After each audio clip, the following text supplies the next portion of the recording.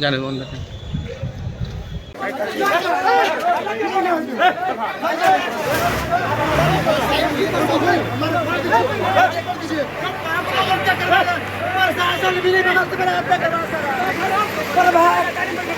हम पे गोली चलाने लगे, इसमें एक गोली मेरे जान में लगा है और बचाने में एक भाई को भी लगा है, दोस्त है उसको भी लगा। तो कहाँ पेशी कोटे पेशी था मेरा। क्या नाम हुआ? प्रभात चौधरी। तो बिल्कुल ये प्रभात चौधरी कौन हॉस्पिटल? कोई दिक्कत नहीं है, ठीक है, जिंदा रहेंगे तो बहुत कुछ है, टेंशन मत लो।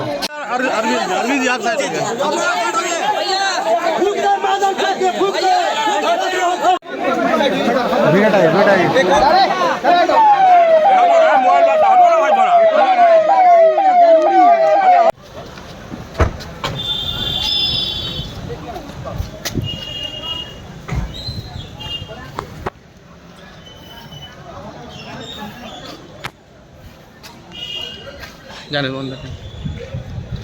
घटना हुई है समस्तीपुर कोर्ट कैंपस के अंदर।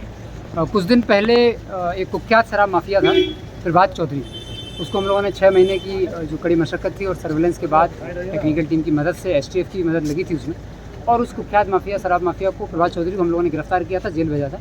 उसी के केस की सुनवाई चल रही थी और उसका उपस्थापन था, तो वो आया हुआ था कोर्ट कैंपस के अंदर। उसी क्रम में 4 अज्ञात अपराधी आए थे और उनके द्वारा प्रभात चौधरी को ही टारगेट कर करके फायरिंग की गई है।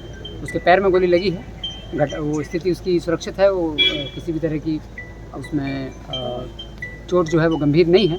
और उसके साथ में एक और व्यक्ति को चोट लग गई है, लेकिन गोली लग गई है, लेकिन जो मेन टारगेट था वो प्रभात चौधरी था। तो जो इसका एक शराब माफिया का एक नेक्सस चलता था, जिसको हम लोगों ने तोड़ा था कुछ समय पहले ही।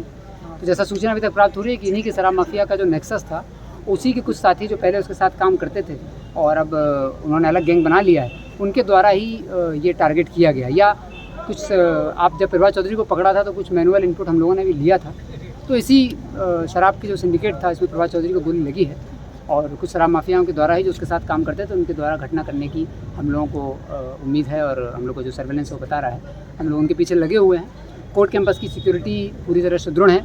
यहाँ पर हम लोगों ने जो भी आवश्यक बदलाव करने हैं वो बदलाव भी कर रहे हैं। डिस्ट्रिक्ट साहब से मुलाकात हो गई है और कोर्ट कैंपस के जितने अंदर वकील हैं और अन्य सभी लोग हैं, सभी लोगों को सुनिश्चित करने के लिए लगातार यहाँ पर हम लोग रहेंगे। और जो बल का बदलाव करना है और अधिक बल का उपस्थापन यहाँ पर कराया जाना है, वो भी हम लोग करा रहे हैं।